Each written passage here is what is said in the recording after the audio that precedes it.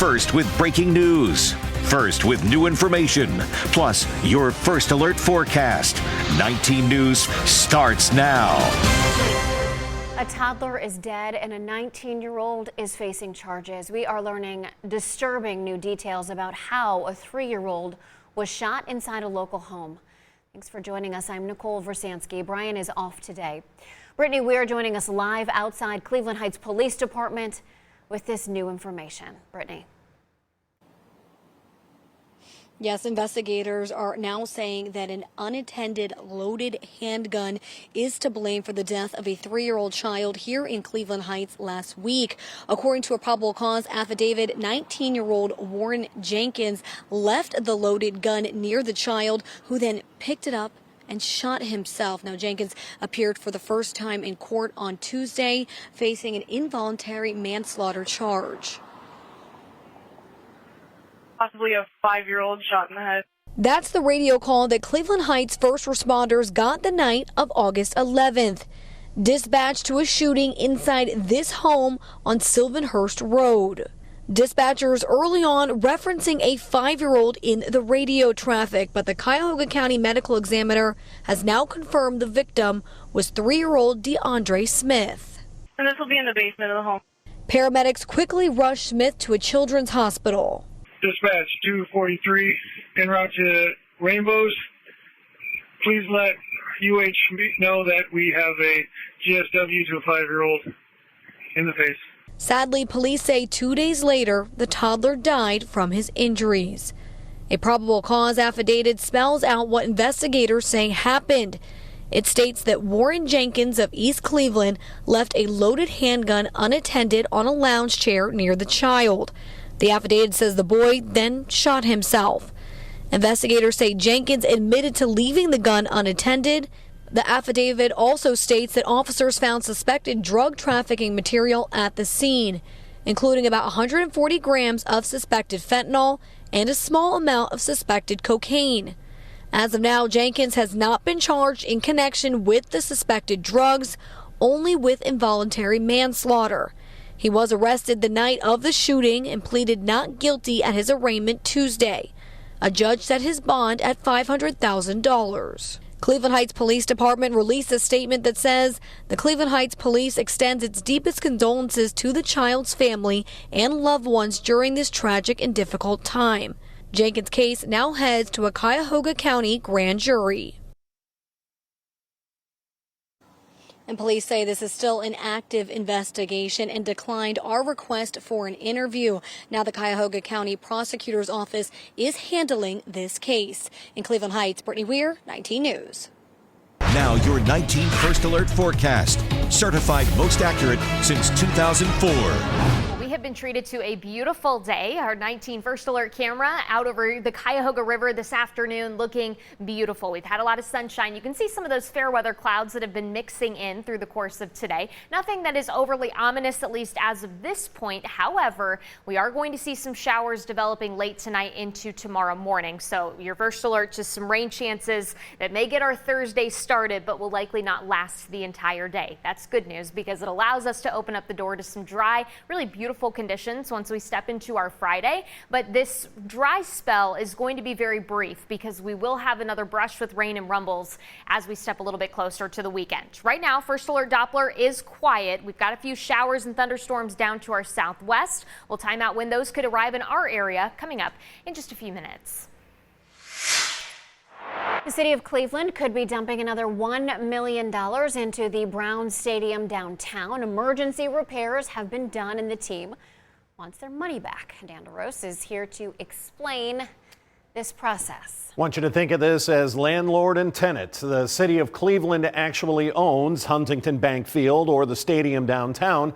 The tenant are the Cleveland Browns, and because of the lease that they signed back in 1998, any repairs, emergency repairs that have to be done to the stadium, they come out of the stadium fund that the city has. In fact, we are about to hear the first reading. I'm going to go over what this money is going to pay for. Take a look. City Council for Cleveland, they only meet once a month in the summer session. They're in session right now. They're going to do the first reading of this. but there won't be any comments because, trust me, once the city council, there are a couple of members, I can think Councilman Brian Casey, he will have a lot to say about yet another bill that has to be picked up by the city of Cleveland for a stadium that's going to be torn down in the next year and a half, 2 years. But with that being said, again, that's just live right now. They're just going to do some first readings of a lot of legislation tonight. Let's get back to what this money is paying for. And it's the one thing I want you to notice, it's not for like a new scoreboard or new seats or new suites. Some of these have already been done, completed, and like this, the failure of Quad D sanitary pipe, that costs $33,000. The sewer ejector pump failure, that sounds pretty important, that you would want to be able to eject sewage from the stadium. That cost $120,590. That's already been done by the team. And so basically, after the team does these repairs, they then want that money back from the city of Cleveland. Here's the big one right here, $650,000. That is for concrete and joint repairs. We know there is a lot of concrete in that stadium and it needs repaired. All total, $1.1 million. Again, first reading is today. They probably won't vote on this. We won't hear comment from the city council members until maybe at least mid-September. A grand jury just indicted a man accused of stealing baseball and football cards. Geauga County prosecutor says Stephen Hudson of Warren swiped them from the Bainbridge Meijer store. He's actually accused of 28 different thefts at Meijer stores all across Northeast Ohio, totaling nearly $9,000. A warrant has just been issued for Hudson's arrest. Now your 19 First Alert traffic update. First alert to a crash downtown Akron. It's blocking the right lane along I-76 eastbound and I-77 southbound near the Central Interchange here. This is right before where 77 kind of splits off and joins the Route 8 corridor here just to the south of downtown Akron. Looks like that vehicle right here causing a few backups. We're going about 34 miles an hour along I-76 and I-77, so try to avoid that area. It doesn't look to be slowing everybody down, at least for too long. But it could slow you down just a little bit. Expect a 5 to 10 minute delay over there just to the south of downtown Akron. Meanwhile, we have some slow traffic also Interbelt southbound, typical slowdown spots here just to about Chester Avenue from Deadman's Curve here, going at about 16 miles an hour. So a couple minute delay there. No crashes to tell you about, though, in Cuyahoga County or the Cleveland metro area. We'll get you a look at drive times coming up in the next half hour. We are learning more about President Trump's announcement that no talks with Iran are ongoing or set to take place. That as the United States teased new moves to economically isolate Iran in ways the administration called historic. Maddie Gannon has the details from the White House. Attention seems to be shifting to Iran's economy as efforts to negotiate a deal to end the war appear to be on ice. A U.S. official told CNN that President Donald Trump has directed his team to pause talks with Iran after the president declared in a post on Truth Social that no conversations were taking place. Asked on Wednesday if talks could resume at some point, Trump didn't close the door on the possibility, but seemed to dismiss the idea. Maybe at some point, but right now, I think the situation is so good. It comes days after Treasury Secretary Scott Bessent teased that the U.S. would be making new announcements to put pressure on Iran's economy in ways that have, quote, never been seen. And what appeared to be a response to all of this, a post on X from Iran's top negotiator accused the U.S. of trying to squeeze Iran for concessions. He also accused Bessent and U.S. Defense Secretary Pete Hegseth of being, quote, way out of their league. But Iran's foreign minister did acknowledge this week that the war and the U.S. blockade on Iranian ports in particular has contributed to shortages and high prices in the country. In another potential economic blow, the United Arab Emirates announced it is pausing all trade with Iran for the time being. This after the UAE says it detected 2 missiles fired in the direction of the country from Iran. Iran is denying this, but it speaks to the tension that the world is under right now. On Wednesday, NATO responded to reports that Iran could be looking to attack U.S. military targets in Europe by saying it is ready to address any threats. At the White House, I'm Maddie Gannon. Police officers teaming up with Superman to crack down on drunk driving. So they gathered at the Superman statue right outside of Huntington Convention Center today. This is the kickoff to the Drive Sober or Get Pulled Over campaign. The message? The real heroes are those who choose to drive sober. Last year, more than half, 54% of deadly crashes in Ohio were connected to drunk driving. A major announcement today from one of the largest convention centers in the country, the IX Center. Yes, staying open after all. All of its major events, the auto show, the home and garden show, are a go for next year. Madison Green explains how the Haslams played a major role in making this happen. Some of your favorite shows and exhibits aren't going anywhere. The Cleveland Auto Show, the Great Big Home and Garden Show, Christmas Connection, Cleveland Boat Show, Ohio RV Super Show, you name it. Scott McGordy, the marketing director with the IX Center, announced Wednesday morning the massive Cleveland facility will continue to host major events. This comes just 5 months after the piston-powered Autorama was dubbed the IX Center's final show.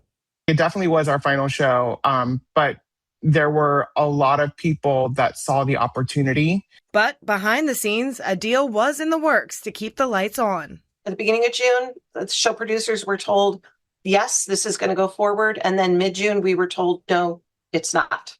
Michelle Burke, the producer of the Cleveland Boat Show, says in June 2025, the Haslam Sports Group reached out about bringing the shows to the new Browns Stadium once it opens in Brook Park in 2029.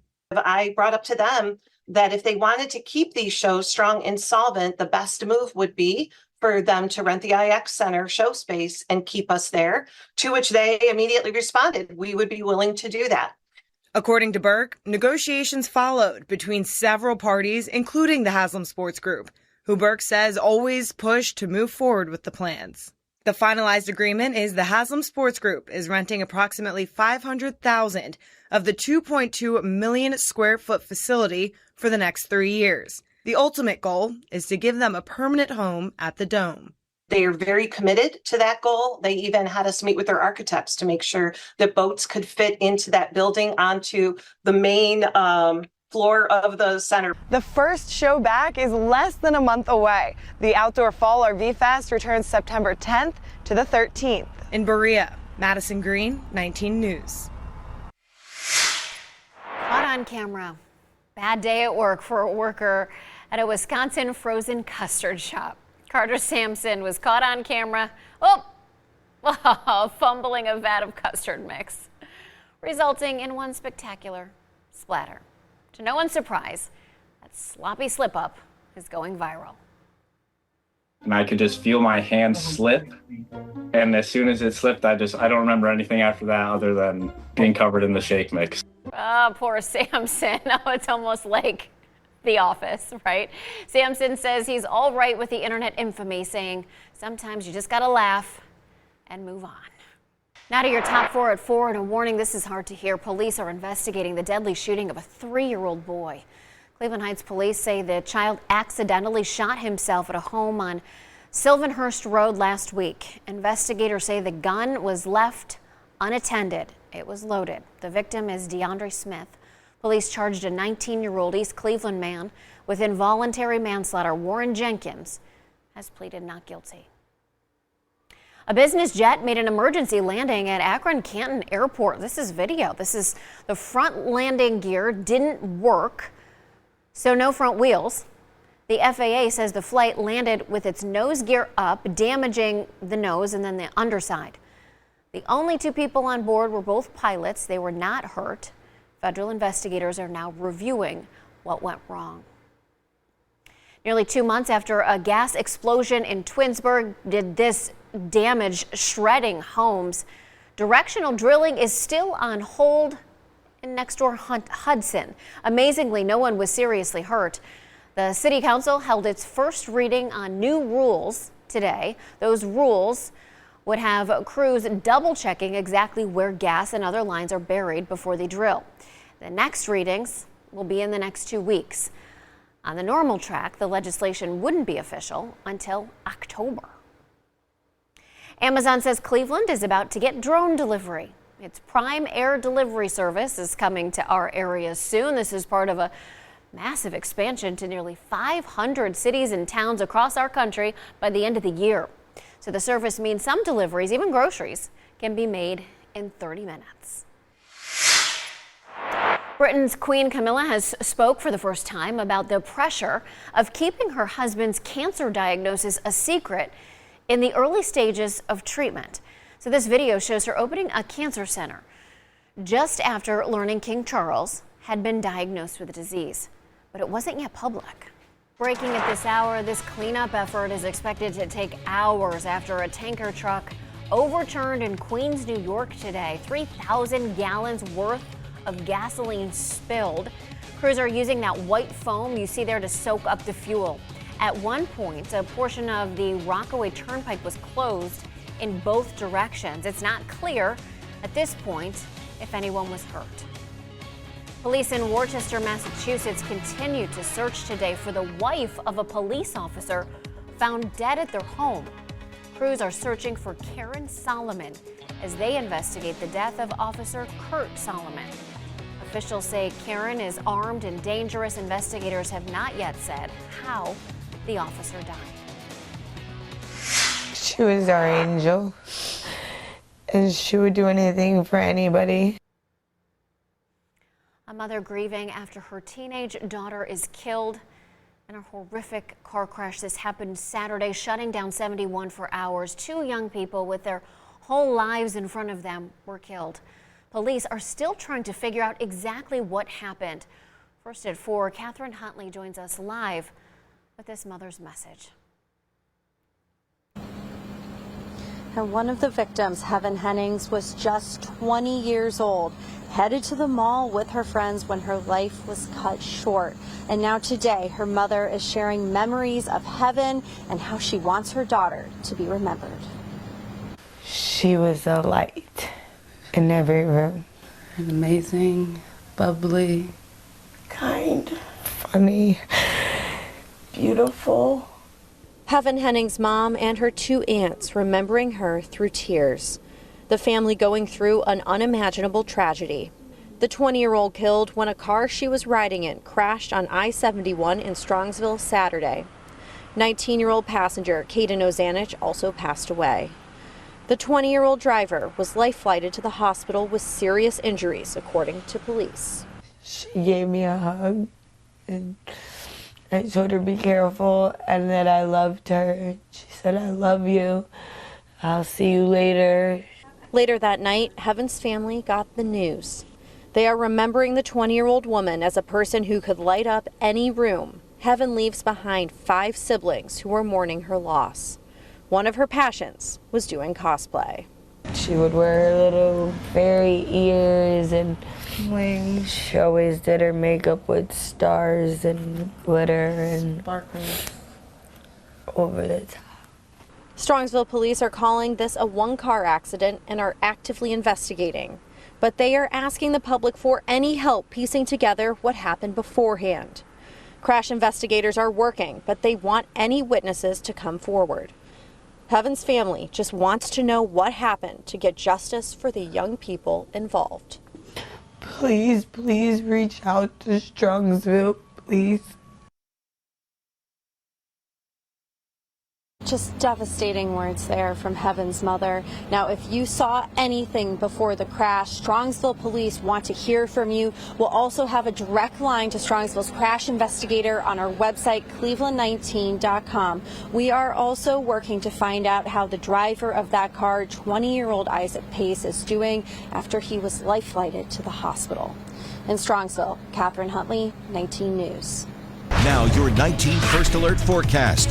Certified most accurate since 2004. All right, we've been tracking some scattered showers and a few thunderstorms developing across parts of west central Ohio. This is largely associated with a stalled out boundary, but you can see even off farther to the west, where we do have additional rain and storms. That little bit of energy is what we're going to be tracking by the time we get into the early part of tomorrow morning. So while First Alert Doppler may be quiet for now, I don't necessarily think that's going to be the case as we go through the rest of tonight and especially into tomorrow morning. But we can enjoy the quietness while we certainly still have it. Temperatures right now sitting upper 70s to about lower 80s with a little bit of humidity on hand. The temperature does feel just a couple of degrees warmer than where that air temperature is registered at. But again, that's just going to help to build in that better moisture to fuel some of these late evening and overnight showers and a few thunderstorms across our area. If you are headed to the Guardians game tonight, no big issues weather-wise. In fact, if the farther north you go, I think the drier we will stay. That said, we will still have a few clouds around the area. Temperatures largely staying mid to upper 70s. We will time out, though, the latest in your First Alert Future View coming up in just a few minutes. A 19 crime alert that may make your blood boil. Take a look at your screen. Akron police are asking for help identifying that suspect who stole from a 90-year-old shopper. Just snatched her purse right out of the cart when she turned away. This happened last Thursday at Dave's Supermarket on East Exchange Street. If you know who this is, call Akron Police or Summit County Crime Stoppers if you think you can help. Caught on camera, a driver makes a complete stop in the middle of the highway. Watch what happens. You're going to see right at the top right of your screen. This ended with actually a crash and several close calls. You see the trucks just whizzing around that car. ODOT posted this from the Columbus area on I-670. In the end, the car just drives off. ODOT reminds people, if you miss your exit, or if you're confused about which exit to take, do not stop on the highway.